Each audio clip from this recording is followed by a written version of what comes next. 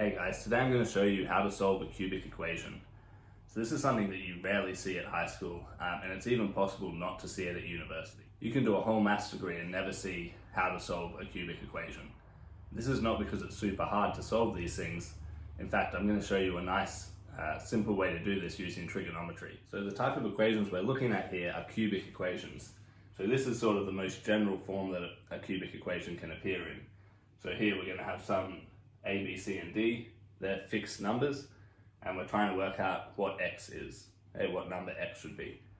Now, most of you probably have seen quadratic equations. So they're equations where the highest power of x is x squared. Okay, so just looking at this last section, and in high school you see lots of ways to solve those. So all we've done now is we've sort of added the next term up, and we've said, okay, we know how to do quadratic equations. Can we work out cubic equations? And it does get significantly harder here. Having said that, you will see cubic equations in high school, but all the equations you see there will have nice solutions. And what I mean by that is that all the solutions will be whole numbers, or at least one of the solutions will be a whole number. And that gives you a way to sort of reduce your cubic down to a quadratic. And so you're not really solving a cubic, you're just solving a quadratic with an extra step. So today, what I'm going to take you through is how to solve a cubic equation of this form. Okay, and this might look like it's a lot simpler, okay? So I've gotten rid of a squared term, but actually it's always possible to go from this general form to this form here. Okay, so there's not a restriction at the moment. The first method I'm going to show you will place some restrictions on what Q and R can be, but I'll explain that when we get to it. All right, so I'll go through an actual example with real numbers in here at the end. So if you prefer to see an actual example, you can skip ahead to that. I've left the time in the description of the video. Okay, so the way that we're going to solve this is by a clever use of trigonometry. And the identity that we're going to use is called the triple angle formula.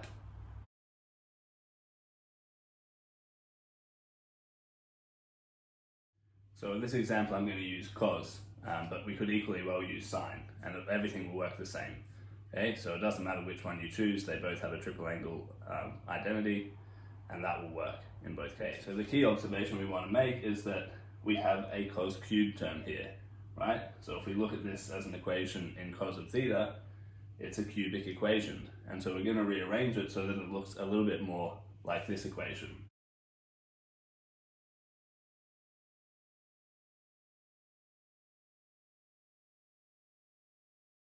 Okay, so now our equations kind of match up a little bit here, right? We have a cubed term, we have just cos theta, which would be the x term here, and we have some other term on the end which doesn't have a cos theta in it.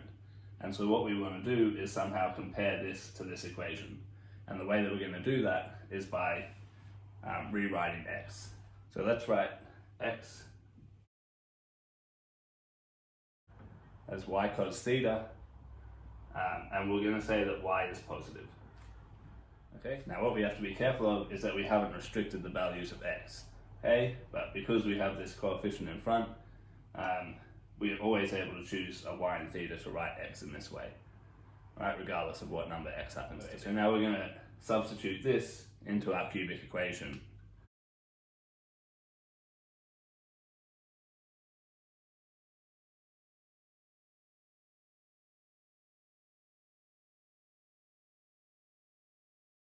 Alright, and now our cubic equation is really starting to look like this identity here.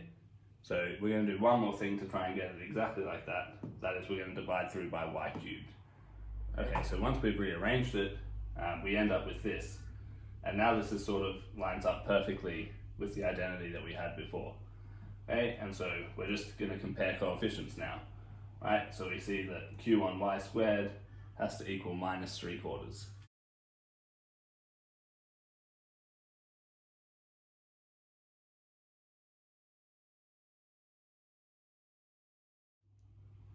And so now we run into the first condition that we need to put on q, right? So if we want y squared to equal this, q is going to have to be negative, otherwise we're going to end up with y squared equals a negative number, okay? Alright, so provided q is negative, we get that y is a positive square root of this. Okay, and we don't have to worry about a plus or minus here because we decided that y was going to be positive. Alright, so comparing these two coefficients gave us our value for y. The other thing we need to work out is what should our value for theta be.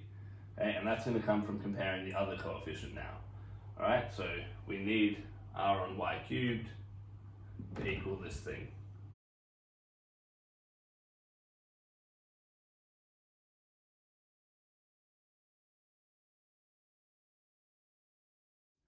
Okay, so if we plug in this value of y, we end up with this.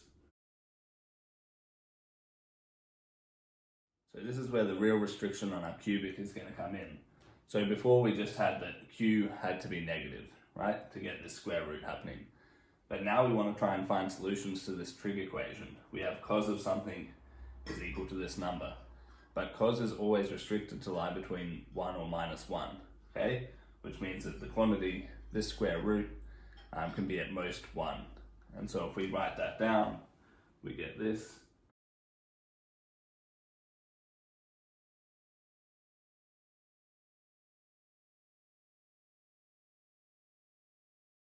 And so remember that q is negative, okay? So this whole quantity here is positive, so we can multiply it up here without changing the direction of the inequality.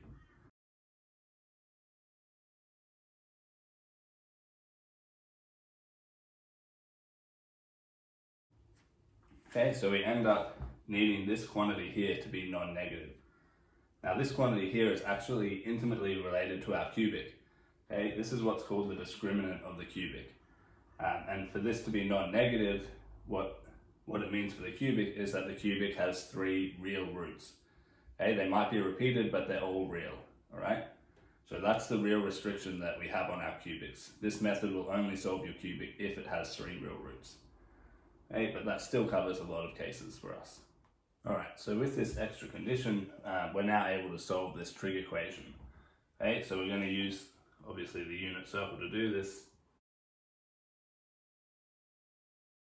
Okay, so if we let alpha be the smallest solution to this, that'll be an acute angle.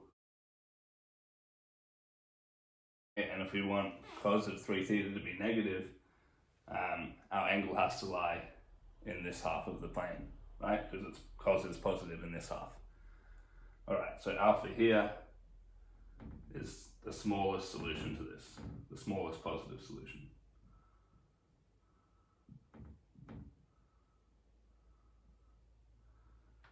So using this diagram, the solutions to our trig equation are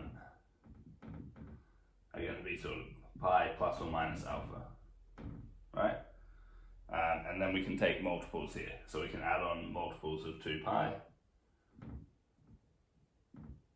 And so we'll get this factor out the front. So for any n we choose, this will be a solution to this equation, okay, which means the angle that we're looking for is this.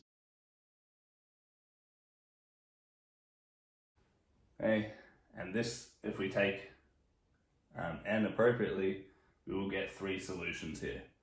Okay, and plugging that back into our equation, this theta, along with the y that we had, will generate the 3 distinct solutions to our cubic. Alright, so let's solve an actual real-life cubic equation with numbers as coefficients instead of letters. So the first thing you'll probably notice about this cubic equation is that we have an x squared term, and we didn't have that in all of the stuff we just previously discussed, right? In our general form previously, we had just an x cubed, the x term, and a constant. But that's fine because we can always get rid of this x squared term by a process which I guess we can call completing the cube, okay, which is similar to the process of completing the square for a quadratic. Okay, so how do we complete the cube? Well, if we expand out this perfect cube here, we end up with this. Okay, and now we can compare this to what we have up here, and we see that 3a should be the coefficient of the x squared term, and so that tells us that the a that we want should be minus 1. Okay, so we're going to rewrite this cubic equation as x minus 1 cubed.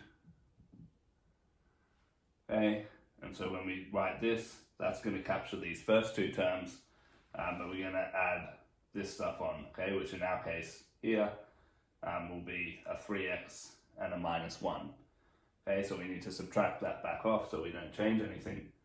So we subtract off our 3x and add on 1, and then we have the minus 9x left, and the plus 19 is still all equal to 0.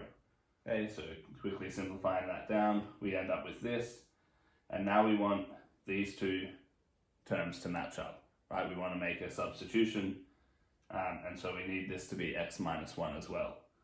All right, and so we're just going to force that to happen.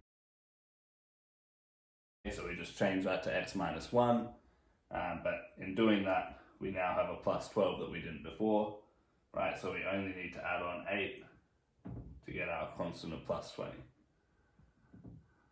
Okay, and so now we're going to let u equal this thing.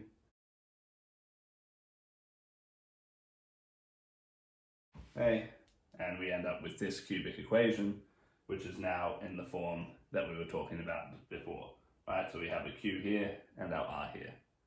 Okay, so we've reduced our cubic to the right form. And by the way, if you've heard or know of the factor theorem or other kind of tricks for solving cubic equations, you can check that this cubic actually doesn't have any rational solutions. Okay, so the normal tricks that you sort of get taught in high school where you try and find one solution to start with are not going to work, all right? So none of 1, 2, 4, or 8 are solutions to this, and they're the only possible rational ones. Okay, so we need a genuine method for solving this, which is what we have now, all right? So we want now to let u equal y cos theta.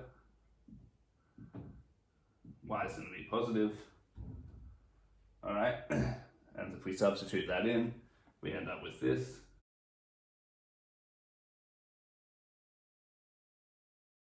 And we can divide through by y cubed.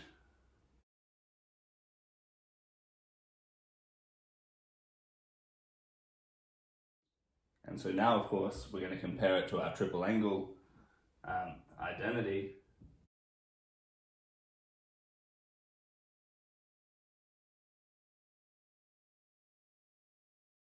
Okay, and so then we compare coefficients to work out what y should be. So if we first compare these, we see that we need 12 on y squared to be equal to 3/4. And so y squared is equal to 16. Okay, and we get that y must be 4 because y is positive. So now comparing these last two coefficients, we find that 8 over 4 cubed has to equal this last term. Okay, and so rearranging that, we find that cos 3 theta is equal to -1/2. Okay, and so this is a trig equation which we can solve. So we're going to use the unit circle. Alright, and so for cos theta to equal -1/2, okay, we need an angle of 60 degrees with the x-axis. And if we want cos to be negative, our angle has to lie in this left half of the plane. So then the three smallest solutions we get for this equation are that 3 theta can equal 120, or it could equal 240, or we could add 360 to this 120 degree angle and get 480, and so then we just have to divide by 3, right? Here we get 40, here we get 80, and here we get 160. Alright, so the three solutions to this cubic equation are given here. So we knew that y was 4, and now we have three values for theta that give us three distinct roots. Okay, and so then to get x, we're just going to add 1 to each of these solutions. And we end up with these three solutions to our original cubic equation. And you'll notice that none of them are rational. Okay, so this is the only method so far that we've seen that will allow us to actually solve this cubic. You're not going to guess any of these solutions. You're not going to be able to try and factor it to end up with a quadratic. So this is a pretty neat application of trigonometry to solving equations.